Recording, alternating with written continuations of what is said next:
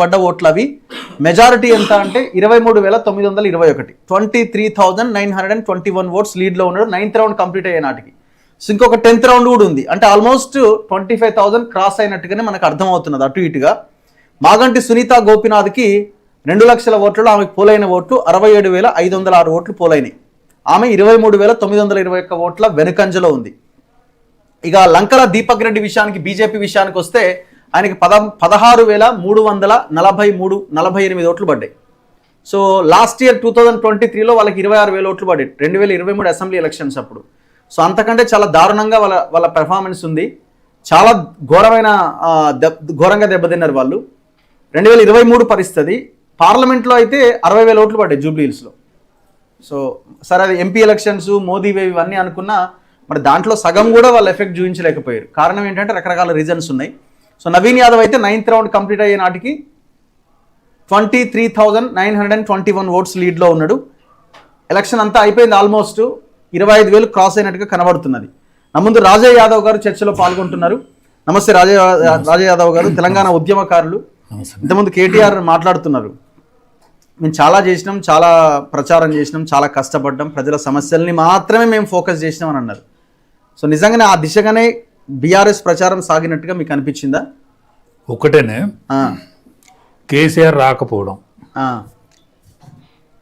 పోతే ఉపాయశాలైనటువంటి కిందకో మీదకో మాట్లాడే వాణ్యం ఎన్నో రేవుకు తెచ్చేటువంటి వ్యక్తి హరీష్ వాళ్ళ ఫాదర్ చనిపోయి ఇంటికాడ ఆయన ఉండడం. ఈయన సుందర మొకారం ఇందమే, సుందర మొకారం ఇందమే అయినది కానీ గర్వం తొణికిసలాడుతుంది కళ్ళల్లో. ఓకే, మదం అందంగానే ఉంటది కానీ గర్వం తొణికిసలాడుతుంది. మదం మాటలు, రౌడీలుగా పోల్చి మాట్లాడడం, ఇవన్నీ దెబ్బతిన్నాయి. ఎవడు రౌడీ అంటాడు? ఓడాడే ఇడ్లీకి వచ్చి ఇంట కలిగినోడైతే బయటకు వచ్చి ఇడ్లీ తినడే, బయటకు వచ్చి టిఫిన్ చేసేటోడు ఇంట్లో ఉన్నోడు కాదు. వాడు బయటకు వచ్చి ఛాయ్ తాగేతోడు ఇంట్లో ఉన్నోడు కాదు. బయటకు వచ్చి ఇస్త్రీ బట్టలు ఒకలాగు ఉంటే తువ్వాల కట్టుకొని లుంగి కట్టుకొని వచ్చి అది ఇస్త్రీ చేయించుకోపోతాడు. ఇక రేపటి నుంచి మీకు పైసలు ఇయ్యరు వాళ్ళు ఉంటాడు. ఓకే, వీళ్ళందరినీ సులకనగా పోలుతూ మళ్ళా వీడు ఒక రౌడీలుగా పోలుతూ ఇవన్నీ మాట్లాడు. ఆకు రౌడీ ఇవన్నీ మాట్లాడు వాళ్ళకు ఎదురు దెబ్బ అయింది. అన్నిటికంటే నేను అనేది ఏంటంటే ఈ చిన్న శ్రీశైలం యాదవ్ రౌడీ అన్నాడు. ఆయనకు ఆనాడు మేము టిఆర్ఎస్ పుట్టినరోజు ఆయనకు మన కార్పొరేటర్ టికెట్ ఇచ్చిండు. మేయర్ ఆయనే కదా, ఆ మేయర్ క్యాండిడేట్ ఆయన భార్యకు టికెట్ ఇచ్చిండు రేవంత్ నగర్. అచ్చా ఆనాడు మాకు పైసలు లేవు, రూపాయి లేదు, ప్రచార రథం లేదు. ఆ రథం కొనిచ్చింది ఆయనే. పైసలు అడుక్కుంటుంది హరీష్ అన్న బాయ్ రాజన నువ్వు పోవే, నీ ఏమో మీకు చుట్టపోడేనా అడకరా పోవే అంటే నేను అడకత్తిని. ఆ రౌడీల పైసలు మనకు అక్కడికి వచ్చినాయి.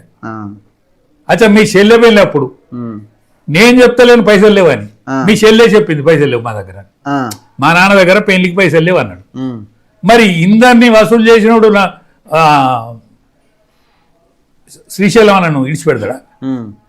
రౌడీ పైసలు అక్కడికి వస్తాయి, మరి రౌడీ అంటాం. మరి పైసలు తిన్నోడు అంతకంటే రౌడీ కదా. ₹1,00,00,000 ఆస్తులు కొల్లగొట్టిన వాళ్ళు. అచ్చా మీరు బతకబోయింది కదా, మీరు అమెరికాకు బతకబోయిందా లేకపోతే బతికతందుకు మా అమెరికా బాగుపడాలి, ఎట్లా బాగుపడుతుంది, నీ కొడుకును నీ బిడ్డకు ఉపాయం తెలుసాట, దయచేసి మాకు పంపు అని అక్కడి ఉత్తరం రాసిండు ఆయన, లేకపోతే టెలిఫోన్లో చేసిందా? అమెరికన్ ప్రెసిడెంట్ చెప్పినాడే మీ నాయనతోటి చెప్పలేదు కదా. మీరు బతకబోయిన వాళ్ళే కదా, మీకు సరిగ్గా కాగితాలు లేవు కదా. కాగితాలు లేకుంటే ఇప్పుడు మన మదియాస్కి కాగితాలు నా ముందంటే ఫోన్ చేసిండు, అన్న మా పిల్లలకు కాగితాలు లేవుగా ఏదో చూడంటే ఆయన కంపెనీ ఉండేనట. మదియాస్ గారు కాగితాలు సరి చేస్తేనే కదా వచ్చింది ఇక్కడికి. మీరు ఆనాడు మేము తెలంగాణ పోరాటంలో ఉన్ననాడు మా తనని ఇట్లా బతకని రాయిగా మేము బతుకుడు ఇష్టం లేదా అని ఆయన ఎవరు విజయరామరావు గారు చెప్తారు కదా, డాక్టర్ కదా ఆయన. డాక్టర్ దీక్ష చేసేటప్పుడు నీ తెలంగాణ వద్దు, నువ్వు వద్దు, మా అయ్య చచ్చిపోతాడు వదిలే. దీక్షలో నేను కూడా ఉండే, మీరు కూడా దీక్షలో 5 మేము ఉన్నాం. ఖమ్మం జైల్లో నేను ఉంటుంది. అవును, విజయరామరావు సాబు ఉండే, కెప్టెన్ లక్ష్మీకాంతరావు ఉండే, మన నాయన్ నరసన్ ఉండే, కేసీఆర్ ఉండే, మేము దీక్షలు ఉండేవి. అచ్చా తిట్టకుండా తిట్టినావు కదా అన్నాడు. అచ్చా పాపం ఏంటంటే నా చేతితోనే మనకు కండవ తప్పిన కేటీఆర్. నేను సభ్యత్వం ఇచ్చింది నేనే. ఎక్కడ కొరివిల సభ్యత్వం ఇచ్చింది నేను. ఓకే, ఇప్పుడు ఆయన ఓడిపోవడానికి కేటీఆర్ విధానాలే కారణమా? అరే ఓడిపోవటానికి సిద్ధంగా ఉన్న పార్టీ అది. అందులో ఏం చేసిండ్రు, ఆమెను తీసుకొచ్చి పెట్టిండ్రు. ఆమె ఫస్ట్ భార్య రెండో భార్య తెలియదు మనకు. ఆ విమర్శ కూడా మనకు అవసరం లేకుండే. అది ఒకటి జంజాటకం అయింది. మొదటి భార్య, తల్లి, ఆ కొడుకు వచ్చి అది కూడా ఓటరు ఓటేసేటప్పుడు అన్ని పరిశీలిస్తాడు. మనం ఎద్దును కొనేటప్పుడు రైతు ఏ విధంగానైతే దీన్ని సూడెత్తుకున్నది, కొమ్ములెత్తునే ఎట్లయితే ఆలోచిస్తాడో ఓటేసేటప్పుడు కూడా వీడు ఎటువంటి వాడు ఏం కథ అని ఆలోచిస్తారు. అచ్చా నవీన్ యాదవ్ లోకల్, వాళ్ళు లోకల్. ఆపద వచ్చినా సంపద వచ్చినా ఇవాళ ఇబ్బంది అయినా కూడా వాళ్ళని ఉంటారు, వాళ్ళ దగ్గర వీళ్ళని ఉంటారు. సరే, ఇప్పుడు ఫ్యూచర్ ఏందో అనుకుంటున్నారు బీఆర్ఎస్? ఇప్పుడు సెకండ్ ప్లేస్ ఉన్నది, వాళ్ళకి కూడా ఒక 70,000 ఓట్లు పడ్డాయి. 25,000 ఓట్లతో అటు ఇటు అయింది రిజల్ట్. ఫ్యూచర్ ఉందా లేదా? వాళ్ళు ఎట్లా పార్టీని? ఒక్కటేనే 10 మంది అయితే ఇప్పటికీ గడప దాటింది, 10 మంది గడప దాటింది. ఇప్పుడు ఉన్నోళ్ళను కాపాడుకుంటే కొంత విలువ ఉంటుంది. కానీ ఇప్పటికైనా సోయి తెచ్చుకొని ఈ కేటీఆర్ బదులు ఇంకెవడన్నా వర్కింగ్ ప్రెసిడెంట్ ఇంకేమన్నా పెట్టుకోవాలి, బీసీని పెట్టుకోవాలి. అంటే కేటీఆర్ ప్రెసిడెంట్ ఉండాలనా? కేటీఆర్ ప్రెసిడెంట్ ఎట్లుంటాడు? కేసీఆర్ బతుకున్నాను రోజు కేసీఆర్ ఆయన బయటకి వెళ్ళలేకపోతున్నాడు కదా. ఆయన వెళ్ళలేకపోతాడు. ఎలిట్ ఆయన కూడా ఆయన చచ్చిపోయాక ప్రెసిడెంట్ అని అన్నాడు. అంతే అన్నాడు. ఈ ఆస్తులు వరంగల్న గిరంగల్న మంచి మంచి భూములు కొని పెట్టుకున్నారు ఆఫీసులు కాబట్టి, హైదరాబాద్లో ఉన్న ఆస్తి కూడా పెద్ద ఆస్తి కాబట్టి ఆయన వర్కింగ్ ప్రెసిడెంట్ చేసిండు. పోతే అందులో కోట్ల రూపాయల విలువైన వస్తువు అంటే డబ్బులు కూడా ఉన్నాయి కదా నాకు. ఇప్పుడు అధికార పార్టీ ఉన్నటువంటి బీజేపీ తర్వాత వాళ్ళకే ఉన్నాయి పైసలు, కాంగ్రెస్ పార్టీ కూడా లేవు, ఇన్ని పైసలు లేవు. ఉప ప్రాంతీయ పార్టీ అయినటువంటి టీఆర్ఎస్ కున్న పైసలు ఎవరికి లేవు. అందుకని ఈయన పైసల కోసమైనా ఆయన్నే ఉంచుతాడు కదా. అదే ఇప్పుడు బీసీ నినాదం ఎవడు అన్నాక అనకున్నా రాబోయే రోజులు మాత్రం బీసీలు. అచ్చా నా చిన్నప్పుడు బీసీ వాదం గట్టిగా పనిచేసినట్టేనా? అరే వాడు కాంగ్రెస్ పార్టీ వాడు మొత్తం వాడు అన్నయ్య ఒక్కడు కూడా నెరవేర్చాలి, ఒక బస్సు తప్ప. పుట్టడు బొండిగల మంది దిగబడి ఉన్నాడు రేవంత్ రెడ్డి ఆయనతో. అదే రేవంత్ రెడ్డిది వాని పార్టీ కాదు, వాని పార్టీ కాదు. ఆ రేవంత్ రెడ్డి అనే తోడు ఢిల్లీని తిప్పుకున్నాడు. ఢిల్లీలో ఉన్న లూపోలేదో కనిపెట్టి వానికి పైసలు కాలబెట్టి దాన్ని ఢిల్లీని తిప్పుకున్నాడు. ఇప్పుడు ఉప ముఖ్యమంత్రి అయినోడు కాంగ్రెస్ పార్టీని పట్టుకుని ఏడ్చిండే బాగా కావాలి ముఖ్యమంత్రి. అయితే ఉప ముఖ్యమంత్రి జాగల ముఖ్యమంత్రి తను కావాలి. ఈయన ఢిల్లీని తిప్పుకున్నాడు అయ్యిండు. అచ్చా కేసీఆర్కి ఈయనకు లడాయి అయిందా? కాలే. ఇద్దరి మధ్య లడాయి అయితే కేసీఆర్కి వెళ్తాడు, ఇద్దరి మధ్య లడాయి కాదు. అన్నీ ఒక నీ పురుషాత్తుడు అద్దురా అంటే కాంగ్రెస్ పార్టీకి ఓట్లు వేసింది. ఇప్పుడు మొత్తం బీసీ యాంగిల్లోనే పడ్డాయి ఓట్లు అంటారు. ఇప్పుడైతే బీసీనే, అంతేనా? ఇప్పుడు బీసీనే. సెలక్షన్ ఇది నంబర్ 1 సెలక్షన్ చేసుకున్నాడు అంతే. మిగతా 2 పార్టీలు సెలక్షన్ లో మిస్ పోయింది మొత్తం. అచ్చా మా బీజేపీడు మరి అది ఏందో ఏం రోగం ఏం నాశనకాలం నేను బొచ్చాడు సార్లు మొత్తుకున్నా.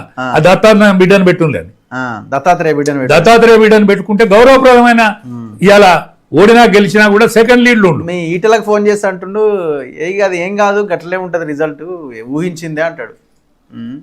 ఈ అన్నకేం చెప్పాలా నేను? అంతేనా?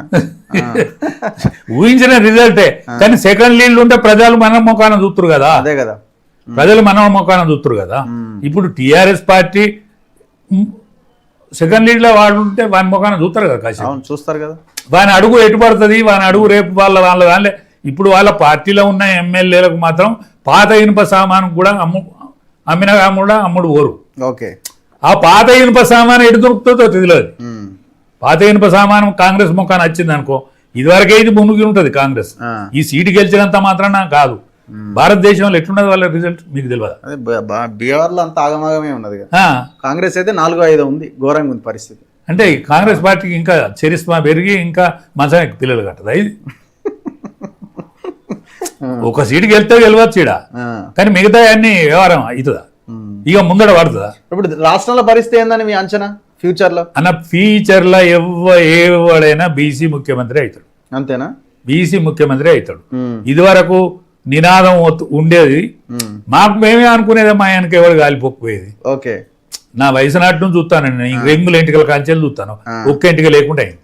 కానీ ఇప్పుడు ఫస్ట్ బీసీ నినాదం బయలుదేరింది. గిసొంటి వాళ్ళని బదిలాడుతాను, రేవు కొత్తలేరు బదిలాడుతాను, రాజ్యం మీది రావాలనే, మీది వచ్చి చూసిపోవాలని. అంతకంటే ఏమి లేదు, అంతకంటే ఏమీ లేదు. నేను అన్ని నేను ఏ పదవులు అలంకరించకపోయినా అనేక మంది సంగంరెడ్డి సత్యనారాయణ గారితో మొదలైన జీవితం నాది. ఓకే, ఆనాటి నుంచి ఈనాటి వరకు అనేక మందితో కలిసి పనిచేసేటువంటి సౌభాగ్యం, ఆరోగ్యం, మాట పడిపోకుంటున్నది, మాట ఇంకా పర్వాలేదు అనిపిస్తుంది. కాబట్టి నేనేమనుకుంటానంటే రాబోయే రోజులు మాత్రం బీసీ రాజ్య స్థాపనే ఇక్కడ తెలంగాణలో. సో అది పాసిబుల్ అయ్యే అవకాశం ఉందనిపిస్తున్నదా? ఇప్పుడు స్టేట్లో ఒక ప్రధానమైన సిచ్యువేషన్ ఏంటంటే కాంగ్రెస్